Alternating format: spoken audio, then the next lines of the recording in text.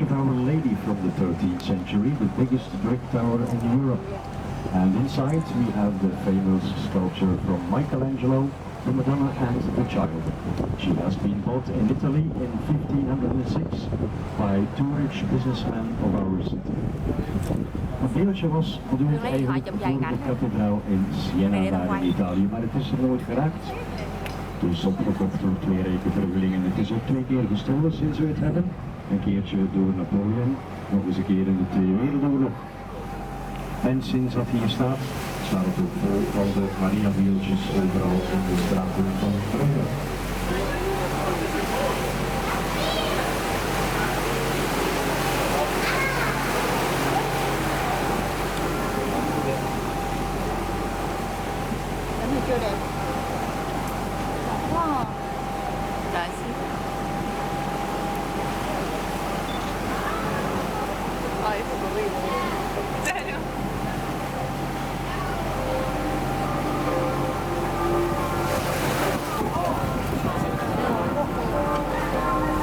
Jolie façade à gauche du XVIIe et XVIIIe siècle.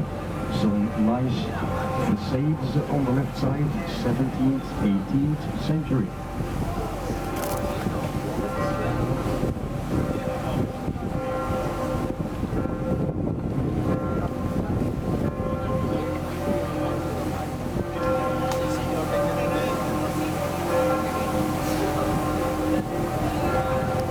Aussi la petite maison avec les jolies terrasses dans le soleil jusqu'à 8 heures du soir. Also nice the small houses on the left, they have terraces in the sun until 8 o'clock in the evening. En bijna op het einde daar met dat witte gordijntje en dat grote balkonnetje dus van mijn X. Ik zou van exact 4 dagen in gewoond. Rond nieuwjaar 2010, hier aan de linkerkant. Ze verhuurt het al een paar jaar, ik dacht aan 600 euro per maand wat niet veel is. Volledig gerestaureerd van binnen.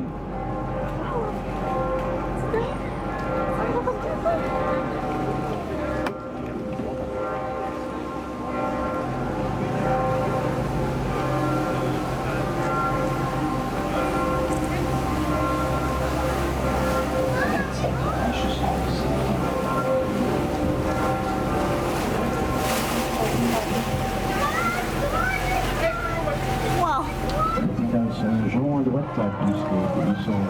C'était l'hôpital jusqu'à 1976 et c'était gratuit au Moyen-Âge. St. John's Hospital on the right is more than 800 years old. It was in use until 1976 and for free in the Middle Ages. En tot op de allerlaatste dag zijn het nonnetjes geweest over het Kloosterwaardig. Augustijnen zusters in authentieke nonnetjes kunnen. Lekker rijden, jeetje. En dat wordt natuurlijk St. John's.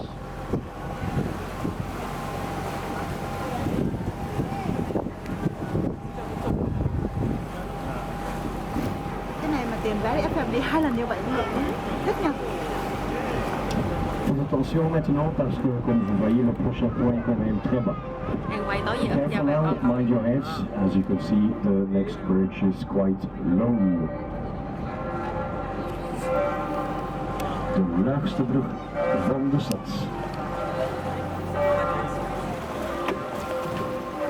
Mais on doit attendre quelques instants. Le bateau qui vient de l'autre côté a la priorité. On va attendre derrière le pont. Attention en tête. We have to wait a moment. We will wait behind the bridge. The boat from the other side has priority. Mind your heads. Even opletten voor de hoofden. Net zoals op de weg zijn er ook verkeersregels op het water. En wij moeten trouwens 4 diploma's hebben om jullie te mogen vervoeren. Net zoals een rijbewijs en ook een vaarbewijs nodig.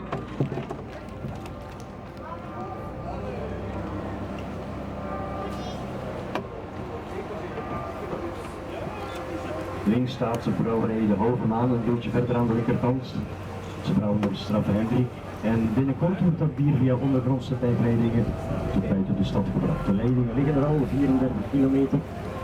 Ik bedoel 3,3 kilometer. En de diepste punt is 34 meter onder de grond waar die leiding loopt. Ici à gauche, une des 2 brasseries qui nous reste encore dans le centre de la ville maintenant. Tantôt on en avait 43. Et vous pouvez visiter le musée de la bière dedans. rồi, sắp hết This is rồi. one of the two breweries that we still have nowadays in the center of our city. We used to have 43 of them. You can also visit the beer museum inside. Et ça c'est le béguinage, qu'on vend depuis 1245. On peut le comparer avec les hospices de Beaumont-d'Orvania. This is the béguinage, a convent founded in 1245. That's the English method of ancients. The ancestors were not religious, they were rich women who didn't want to live with the men. The first feminists probably. Les béguines n'étaient pas des vraies religieuses, elles étaient des femmes riches qui ne voulaient pas vivre avec un homme, probablement les premières féministes. En er zijn geen begeintjes meer sinds 1920. Het zijn nu oude Brugse dametjes in de wonen, mannen zijn er nog altijd verboden. Op 5-7 s'avonds wordt de ingangsdeur trouwens telkens weer opnieuw afgesloten. Ici on va la maison avec les écluses. Au-dessus on voit l'ours, le mascotte de Bruges. This is the Lock House, and in the middle on top you can see the bear, the symbol of our city. Het Brugs beertje staat dus boven op het Sashuis bedoel ik, en die symboliseert eigenlijk de eerste inwoner van onze stad.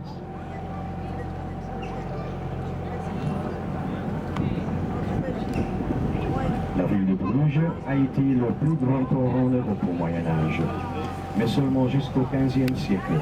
Petit à petit, la mer s'est retirée. À la fin, on a perdu notre port et la grande période était finie. The city of Bruges has been the biggest European harbour in the Middle Ages, but only until the 15th century. Little by little, the sea went away. After a while, we didn't have a harbour anymore, and the big period was finished. We hebben een enorme haven die nog een drietal kilometer buiten de stad, waar het stadje Bemmel ligt. En die strekte zich uit als een enorme cirkelvormige baan tot in Duitsland en Nederland zo groot als de haven. En het was wel nodig. In de 13e eeuw aan de dagen dat er meer dan 700 zeilschepen met goederen toekwamen.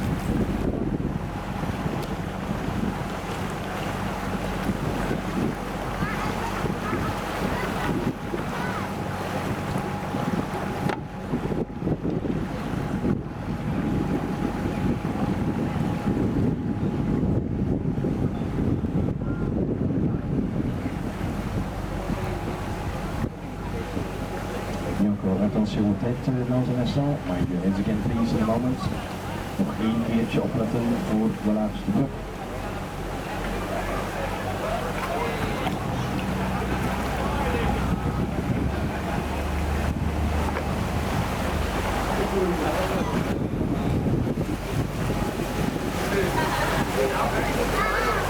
Ici on voit quelques bâtiments du l'hôpital du 19e siècle et la cathédrale du 12e.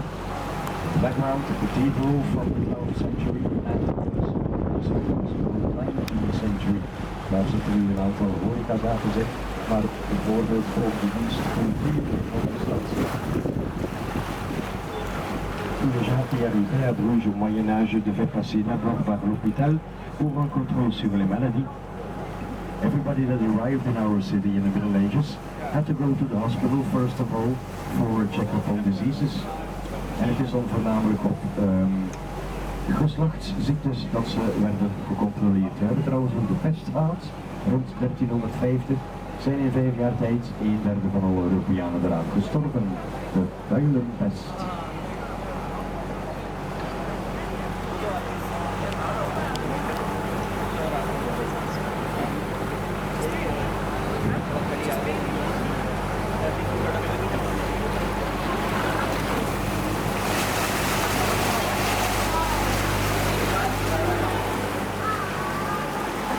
Très important pour notre économie au Moyen-Âge était la bière et les ingrédients, mais surtout notre industrie textile. On avait beaucoup de coton.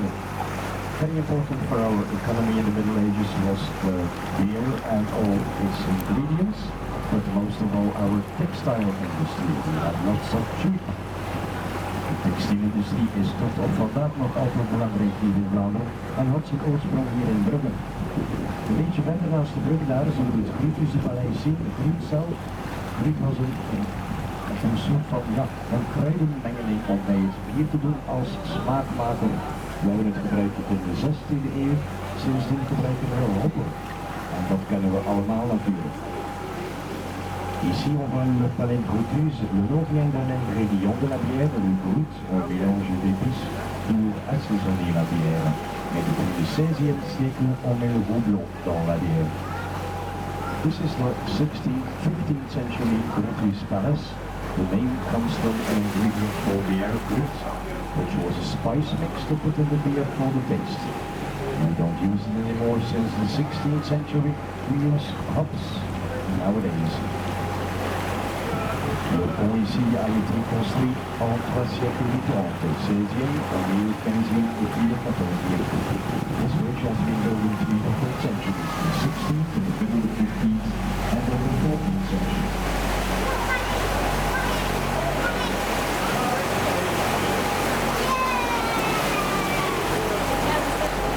Een beetje verder aan de linkerkant van het hut, dat is een oude oranjerie. Daar werd een sinaasappel bijvoorbeeld een tweetal vanaf de 18e eeuw. Een exotische binnentuintjes. En wat là-bas, on voit la porte bleue, ça c'est l'entrée du musée de peinture avec les flamants primitifs. Le bâtiment blanc, c'est le collège européen. The big blue door over there on the right is our painting museum, the Flemish primitives. The big white building is the European College. En het plekje hier rechts van ons heet de Tiveren, dat is een Keltische naam. Dat was een heilige plek voor de 3000 jaar geleden, maar toen stonden al die gebouwen daar nog allemaal in grond, het was een beetje meer natuurlijk. Depuis le XVIIe siècle, on avait les façades publiques avec les escaliers, qui n'ont pas de raison, c'est juste les stules. Avant, les maisons étaient encore en haut. Since the 17th century, we have the typical step gables. They don't have any reason, it's just a design. Before that, all the houses were still built in wood. Heel erg belangrijk ook in de middeleeuwen was zout. Het kwam uit Frankrijk, die konden het voedsel mee bewaren, die konden het mee betalen. Maar er zijn zelfs ook oorlogen opgevoerd. Van beide bruggen aan de rechterkant hadden we de voormalige zoutkaai.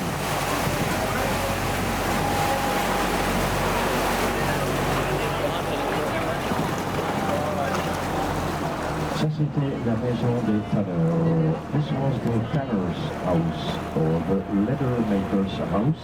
That's lederlooiers huis. Et donc quelques instants, vous avez une belle vue avec au fond le beffroi. On peut prendre une jolie photo. In a few moments you can take nice pictures with the belfry in the background. Het belfort of de Halletoren was een uitkijktoren. On va aussi très bien que la tour penche à droite, 80 cm. You can also see quite good that the tower is leaning over to the right, 80 centimeters.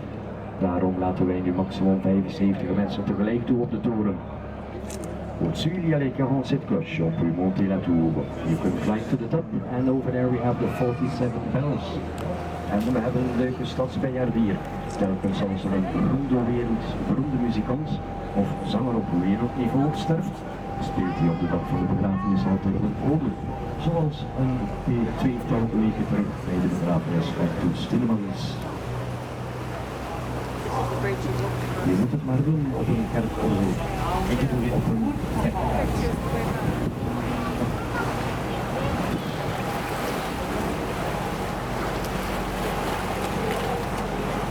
Ça c'est le bâtiment espagnol de l'occupation au XVIIe siècle. This is the Spanish building from the occupation in the 17th century. Spaanse bezetting, de periode waarin de houten huisjes werden verbouwd in baksteen. En hier aan de linkerkant loopt die nacht een vrouw al jaren te kijken naar een lambrino in brand. We hebben de Meebrug voor ons, 1309, de oudste brug van de stad. En passe le pont hydromène, 1390, le pont le plus ancien. This is the oldest bridge, built in 1390, the Hydromel Bridge.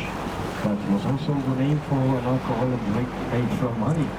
It was a period that beer was only for the very rich and the monks. Le hydromel, on connaît ça encore en Bretagne, une boisson alcoolisée à base de miel. C'était une période que la bière n'était que pour les moines et les gens très riches. De Nederlands heet het gewoonlijk mee of mede. Het wordt nog altijd gemaakt in het noorden van Frankrijk. Het is daar zelfs populair en aan het schijnt smaakt het bitterlijk zoet. Le Pont Juvel, 17e siècle. The Horse Bridge, 17th century. Hier was vroeger tot in 1870 ook een drinkplaats voor paarden vandaar de naam. C'est une belle maison d'été à côté de joli jardin, mais c'est rare que je vois quelqu'un dedans. This is a nice tea house next to a beautiful garden. I almost never see anybody in there. Heel veel huizen in het centrum hebben ook mooie tuinen, meestal wel verscholen. En dan hebben we het vrucht van een schilderij aan de linkerkant in die groene gevel. Zeker veel werk voor onze Vlaamse creatieven. En denk eerder van een gewone primitieve Vlaming.